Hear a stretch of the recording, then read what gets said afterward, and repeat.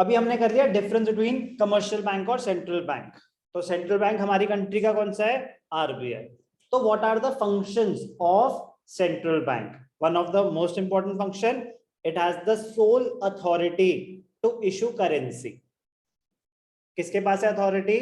Central bank. RBI के पास authority है करेंसी इशू करने की। तो आरबीआई को, सेंट्रल बैंक को करेंसी अथॉरिटी और बैंक ऑफ इशू भी बोला जाता है। आपको एग्जाम में एक पर्टिकुलर फंक्शन एक्सप्लेन करने को आ सकता है 3 to 4 मार्क्स में। Explain RBI as a currency authority, explain RBI as the bank of issue.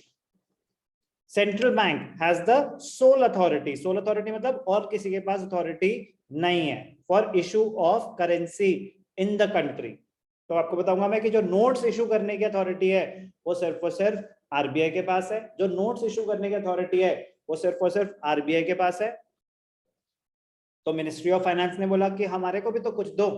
तो उन्होंने बोला कि चलो जितने मर्जी सिक्के हैं ना वो आप हैंडल कर लो, नोट्स हम संभाल लेंगे, कॉइन्स आप देख लेना। तो कॉइन्स की issue, coins minting, coins issue करने की अथॉरिटी किसके पास है? Ministry of finance. आरबीआई अलग है, मिनिस्ट्री ऑफ फाइनेंस अलग है, फाइनेंस मिनिस्टर अलग है, गवर्नर अलग है। गवर्नर आरबीआई का है, finance minister ministry of finance को हैंडल कर रहे हैं। तो सारे सिक्के कौन छापेंगे, मिंट करेंगे? Ministry of finance. सारे करेंसी नोट्स कौन इशू करेंगे? आरबीआई। एक्सेप्ट करेंसी नोट्स, पहले 1 रुपी था, अब वो 2 रुपीज तक हो गया। उन्होंने लिमिट बढ़ा दी है, कह रहे 2 रुपए तक के नोट आप छाप सकते हो। कौन? Ministry of finance. तो नहीं देखे, लेकिन अथॉरिटी तो दे रखी है ना। उन्होंने कहा कि नहीं छापने हमें, मतलब ये कैसी अथॉरिटी दी है तुम्हारी? ऐसी नहीं चाहिए हमें, ठीक है ना। पहले तो 1 रुपए थी, उन्होंने डबल कर दिया उनकी लिमिट। पहले आते नहीं थे 1 रुपए के नोट, वो ज्यादा शादी के सगन में ही यूज होते थे कि नोट डाल देते थे 1100 एक, मतलब जिसने डालना होता था। 1 के नोट छपने बंद हो गए हैं। अथॉरिटी है, वो कह रहे waste of time, waste of paper है, कोई फायदा नहीं है, बड़े बड़े नोट छापो। जो भी है, एज पर लॉ कि अगर 2 का नोट छापना है तो क्या आरबीआई छाप सकता है? तो दैट इज द पॉइंट कि आरबीआई नहीं छापेगा। वो अथॉरिटी किसके पास है? Ministry of finance. कॉइन्स क्या आरबीआई इशू कर सकता है? नो, वो अथॉरिटी किसके पास है? मिनिस्ट्री ऑफ फाइनेंस के पास। Okay, coming back to the point relating to the central bank, they have the sole authority to issue currency, only currency notes. Currency notes above 2 rupees, तो 5 ही हो गया ना, 2 के बाद above 2 rupees मतलब 5 and above. Coins कौन? Ministry of finance. Up to 2 rupees note कौन? Ministry of finance. चलो, in India RBI has the sole right of issuing paper currency except 1 rupee notes, जो मैंने बताया ना कि अब ये लिमिट एनहांस हो गई है, 2 रुपी नोट्स हो गए हैं, and coins which are issued by the Ministry of Finance. 1 rupee note bears the signature of finance secretary, while other currency notes bear the signature of RBI. तो 2 रुपए तक के नोट्स पे finance signature of finance secretary, और बाकी जितने भी notes हैं उस पे governor of RBI. All the currency issued by central bank, important point है, ध्यान से देखना। All the currency issued by the central bank is it's monetary liability. उनकी लायबिलिटी, सेंट्रल बैंक की लायबिलिटी है कि उसकी वैल्यू मेंटेन करके रखना, कि मैंने, आपने मुझे पेमेंट करी, मैं, can I refuse to accept the money? नहीं, it is a legal tender, it is a legal tender. एक चीज होती है लीगल टेंडर, लीगल टेंडर, इसको फिएट मनी भी बोलते हैं। क्या बोलते हैं इसको? Fiat money, money, fiat money, money backed by law. I am legally bound to accept Indian rupee.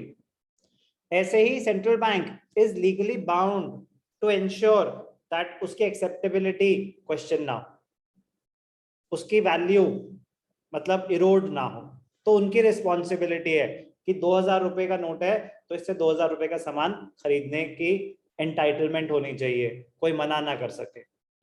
तो किसकी रिस्पॉन्सिबिलिटी है उसकी वैल्यू मेंटेन करके रखना? आरबीआई की। इन्फ्लेशन होगी, परचेजिंग पावर गिरेगी, वो तो नॉर्मल है, but no one can refuse to accept Indian rupees in India. तो वो कौन इंश्योर करेगा? Central bank of a country. तो सेंट्रल बैंक की मॉनेटरी लायबिलिटी है, central bank is obliged to back the currency with assets. तो वो value maintain करने के लिए उनके पास क्या होना चाहिए कि ऐसे थोड़ी ना आंख बंद करके नोट छापते रहेंगे। अब ध्यान से देखना, जब कोई कंपनी सेटअप होती है तो क्या वो अनलिमिटेड शेयर्स इशू कर सकते हैं? उसकी वैल्यूएशन होती है कंपनी की कि आपको एंटाइटलमेंट है, आप सिर्फ 100 करोड़ रेज कर सकते हो, आप 1000 करोड़ रेज कर सकते हो। हर एक कंपनी की अपनी एंटाइटलमेंट होती है। ऐसे ही सेंट्रल बैंक की पावर होती है कि वो कितने नोट्स इशू कर सकती है। ऐसे ना आंख बंद करके जितने मर्जी नोट्स इशू करते रहें। उन्होंने कहा जब आप नोट इशू कर रहे हो तो आपके पास रिजर्व्स होने चाहिए, उतने एसेट्स होने चाहिए, तब उतने नोट छपेंगे। एसेट्स में भी in the form of gold reserves, it may be in the form of foreign currency, it may be in the form of government bills, treasuries, कुछ भी, मतलब आपके पास सिक्योरिटी होनी चाहिए। बट अब इसकी भी लिमिट उन्होंने क्या कर दी है कि बस 200 करोड़ तक के रिजर्व्स मेंटेन करना जरूरी है आरबीआई के लिए। कितने रिजर्व्स मेंटेन करके रखना जरूरी है? 200 crore. 200 crore. But point is, जो भी नोट छप रहे हैं वो किसकी रिस्पॉन्सिबिलिटी है? मॉनेटरी लायबिलिटी किसकी है? आरबीआई की।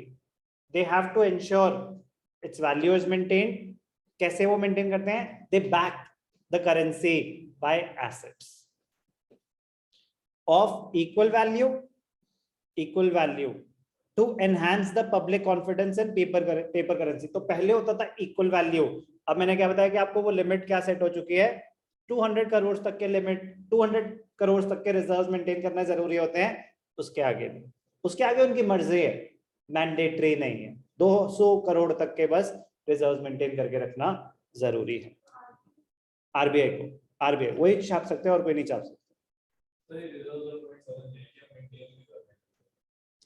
कि आपके पास एक बैकअप है, ठीक है ना? आपकी करेंसी की वैल्यू कब गिरेगी?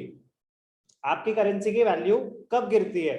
जब उसकी डिमांड बहुत लो हो या फॉरेन करेंसी की बहुत ज्यादा डिमांड है। तो आप कैसे वैल्यू मेंटेन करके रख सकते हैं कि अगर आपको डॉलर्स चाहिए, डॉलर, अब जैसे क्या होता है कि हमारे इंपोर्ट बिल्स बढ़ते जा रहे हैं, तो डॉलर की डिमांड बढ़ती जा रही है, तो इंडियन करेंसी उसके सामने उसकी वैल्यू गिरती जा रही है। तो लेकिन अगर हमारे पास सफिशिएंट रिजर्व्स होते, फॉरेन एक्सचेंज रिजर्व्स है ना हमारे पास, कम हुए हैं अभी बट फिर भी बहुत ज्यादा रिजर्व्स हैं हमारे पास, $600 बिलियन। अब वो कम हो गए हैं थोड़े से, बट फिर भी बहुत है। तो रिजर्व्स का फायदा यही होता है कि हमारी करेंसी की वैल्यू को स्टेबलाइज करके रखते हैं। अगर रिजर्व्स ना होते तो अभी तक तो 90 क्रॉस हो चुका होता डॉलर। तो रिजर्व्स वो धीरे धीरे जब चाहे वो रिलीज कर सकते हैं, जब चाहे उसको रिलीज कर सकते हैं। तो किसी भी कंट्री की स्ट्रेंथ देखनी हो तो उनके गोल्ड रिजर्व्स को देखा जाता है। तो जिनके पास गोल्ड रिजर्व्स बहुत हाई हैं उनकी करेंसी को स्ट्रांग माना जाता है। क्यों? कह रहे वर्स्ट केस सिनेरियो, अगर मुझे डॉलर चाहिए होगा ना तो आप इंडियन रुपी लेने से मना कर दोगे, लेकिन गोल्ड लेने से कभी मना नहीं करोगे। तो मैं आपको गोल्ड दे दूंगा, आपसे जितनी इक्विवेलेंट वर्थ ऑफ करेंसी ले लूंगा। तो आपकी करेंसी की वैल्यू तभी बन सकती है अगर आपके पास सफिशिएंट एसेट्स हो उसको बैक करने के लिए। वरना जो कंट्रीज जैसे जिम्बाब्वे हो गया, मतलब है ना मैसिव इन्फ्लेशन के केसेस हैं, 45,000% इन्फ्लेशन। तो वो क्यों हुई? क्योंकि एसेट्स थे नहीं और नोट छापते गए। तो जिस भी कंट्री की ऐसे बिल्कुल ही वैल्यूलेस हो जाती है कंट्रियां, मतलब वो करेंसी, वो इसी वजह से होती है कि उनके पास सफिशिएंट एसेट्स नहीं थे उसको बैक करने के लिए, तो उसकी वैल्यू गिरती गई। तो स्टेबलाइज करने के लिए आपके पास सफिशिएंट एसेट्स होने जरूरी हैं। उनका काम आपको बस इतना सा ये बताना था, RBI has the sole authority to issue currency, और जितनी भी वो करेंसी इशू कर रही है वो उनकी लायबिलिटी है।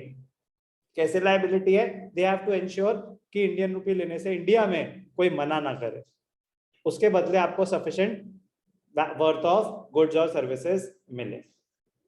कैसे वो उसकी वैल्यू मेंटेन करके रखता है? By backing it up with assets. Of equal value पहले होता था, अब लिमिट क्या हो गई है, 200 करोड़ तक के रिजर्व मेंटेन करने जरूरी है, उसके बाद वो इशू कर सकते हैं और करेंसी भी उससे ज्यादा।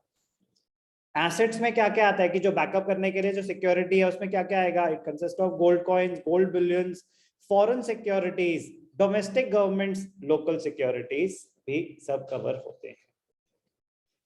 व्हाट आर द एडवांटेजेस, ऐसा क्यों कहा जा रहा है कि सिर्फ और सिर्फ एक ही सिर्फ सेंट्रल बैंक को, सिर्फ आरबीआई को अथॉरिटी दी नोट छापने की, कह रहे what are the advantages. Number 1 सबसे काम की चीज, it leads to uniformity in note circulation. एक ही है कंट्रोलर तो उसको पता होगा मनी इन सर्कुलेशन कितनी है, क्या उसके इंपैक्ट होंगे। ज्यादा लोग अगर 5 होते हैं अगर अथॉरिटी, तो कोई इशू कर रहा है दूसरा मना कर रहा है, नहीं, सिंगल विंडो है, वो उनके पास सारा डेटा है, तो वो प्रॉपरली कैलकुलेट करेंगे कि और नोट छापने हैं कि नहीं छापने। Uniformity in note circulation, balance रहेगा, वो किसी स्टेट को प्रेफरेंस नहीं देंगे, इक्विटी मेंटेन करके चलेंगे। It gives the central bank power to influence the money supply because currency with the public is a part of money supply. अभी हम नेक्स्ट फंक्शन ही वही जो पढ़ने वाले हैं, RBI acts as a controller of money supply. अब क्योंकि single window है तभी पॉसिबल है उसके लिए करेंसी इन सर्कुलेशन को कंट्रोल करना। अगर सिंगल विंडो नहीं होती तो कंट्रोल करना उतना इजी नहीं होता, इजी तो अभी भी नहीं है बट क्लोज टू इम्पॉसिबल हो जाता अगर मल्टीपल विंडोज होती। अब जैसे कमर्शियल बैंक्स हैं, एक बैंक से लोन नहीं मिल रहा, आपके पास और 50 ऑप्शंस हैं, कोई ना कोई और आपको लोन दे देगा, कहीं पे कुछ भी सेटिंग हो जाएगी, किसी भी तरीके से आप लोन ले ही आओगे अगर लेना चाहते हो तो। लेकिन अगर सिंगल विंडो होती तो वो देखते कि देना है कि नहीं देना है, नहीं देना तो आपको लोन नहीं मिल सकता, तो वो तभी पॉसिबल है अगर सिंगल विंडो है। It gives central bank the power to influence supply of money in the economy. It enables the government to have supervision and control over the central bank with respect to issue of notes. It enables the government to have supervision. एक ही को govern करना है ना, एक ही को monitor करना है, govern तो नहीं कर सकते बट मॉनिटर कर सकते हैं, तो उनके लिए इजी होता है to monitor and supervise the functioning of the central bank. It ensures public faith in the currency system. It helps in stabilization of internal and external value of currency. Internal value India के अंदर अंदर उसकी purchasing power क्या है, external value in terms of foreign currency उसकी value क्या है। तो जैसे मैं बताया ना कि आप रिजर्व यूज कर सकते हो स्टेबलाइजेशन के लिए। क्या फंक्शन करा हमने, RBI has the sole authority to issue currency. The currency issued by the RBI, the currency issued by the central bank is its monetary liability. Monetary liability का मतलब क्या होता है, the central bank is liable to ensure that no one can refuse to accept it as a medium of exchange or payment. तो इसलिए currency issued by RBI उसको legal tender, fiat money भी बोला जाता है। fiat money क्या होती है, money backed by law, money backed by law. अब ध्यान से देखना, बड़ा इंटरेस्टिंग पॉइंट, कौन इशू कर सकता है करेंसी, सिर्फ और सिर्फ आरबीआई। अब गवर्नमेंट है, क्या गवर्नमेंट सेंट्रल बैंक से बोरो कर सकती है? यस, डेफिनेटली कर सकती है। मैंने बताया था कि central bank, the RBI acts as a banker to the government, RBI acts as a banker to the government. तो गवर्नमेंट जब डेफिसिट में होती है, गवर्नमेंट जब डेफिसिट में होती है, deficit in the government budget, deficit in the government budget, deficit का मतलब क्या होता है, शॉर्टफॉल। जनरल आइडिया दे रहा हूं, पूरा चैप्टर है गवर्नमेंट बजट, अभी बेसिक अंडरस्टैंडिंग। बजट डेफिसिट का मतलब क्या होता है, गवर्नमेंट के खर्चे, government expenditure is more than government receipts. Government के जो खर्चे हैं वो रिसीट्स से ज्यादा हैं, तो शॉर्टफॉल है बजट में, तो उसको बोलते हैं डेफिसिट है। जो डेफिसिट है वो कहां से मीट होगा, तो डेफिसिट फाइनेंसिंग करी जाती है। क्या करी जाती है, डेफिसिट फाइनेंसिंग। डेफिसिट फाइनेंसिंग का मतलब क्या होता है, सेंट्रल गवर्नमेंट आरबीआई को अप्रोच करता है कि मुझे इतने पैसों की जरूरत है, और किसको अप्रोच करेगा, बैंकर टू द गवर्नमेंट है ना आरबीआई, तो सेंट्रल गवर्नमेंट आरबीआई को अप्रोच करता है कि मुझे पैसों की जरूरत है। सेंट्रल बैंक कहते हैं कि ठीक है मैं नोट तो छाप दूंगा, बट मुझे उसके बदले कुछ सिक्योरिटी चाहिए, तो ट्रेजरी बिल्स इशू करे जा सकते हैं और जितनी भी एक्सेप्टेबल सिक्योरिटीज है वो इशू करी जा सकती है। तो गवर्नमेंट को भी अगर पैसा चाहिए ना, तो वो आरबीआई को सिक्योरिटी प्रोवाइड करती है, एसेट्स प्रोवाइड करती है, उसके बदले सेंट्रल बैंक सेंट्रल गवर्नमेंट को पैसे देता है। इस पूरी कहानी को क्या बोला जाता है? मोनेटाइजिंग। क्या बोला जाता है? Monetising the debt. क्या बोला जाता है? Monetising the debt. मतलब गवर्नमेंट अपने डेट को, डेफिसिट को मनी में कन्वर्ट कर रही है, नोट छाप रही है उसके अगेंस्ट। Deficit financing. तो अगर मैं पूछूं what do you mean by deficit financing? Deficit financing means printing of new currency notes. Deficit financing means printing of new currency notes by the central bank of a country to finance the deficit of the government. Deficit financing, printing of new currency notes by the central bank of a country to finance the deficit of the government. Central bank is also authorized to borrow money from the central bank. Central government can borrow money from the central bank. When government incurs a deficit in its budget, तो deficit का मतलब क्या है? Government के खर्चे ज्यादा हैं, किससे? रिसीट से। It borrows from the central bank by selling its treasury bills. तो गवर्नमेंट अपने ट्रेजरी बिल्स उनको देती है, किसको? सेंट्रल बैंक को। When ट्रेजरी बिल्स गवर्नमेंट का डॉक्यूमेंट होता है, ठीक है ना, जिसपे वो रिटर्न में दे रहा है कि इसकी इतनी वर्थ है, गवर्नमेंट बैकअप दे रहा है कि इसकी इतनी वर्थ है। आप जब चाहें वो बिल लेके गवर्नमेंट के पास आएंगे, government is liable to make payment against those bills. Bonds है एक डॉक्यूमेंट, एक अलग इंस्ट्रूमेंट है, एक अलग इंस्ट्रूमेंट है through which governments raise money. It can carry interest also, ठीक है ना। तो बॉन्ड्स होते हैं, government bonds, treasury bills, they carry interest rate also.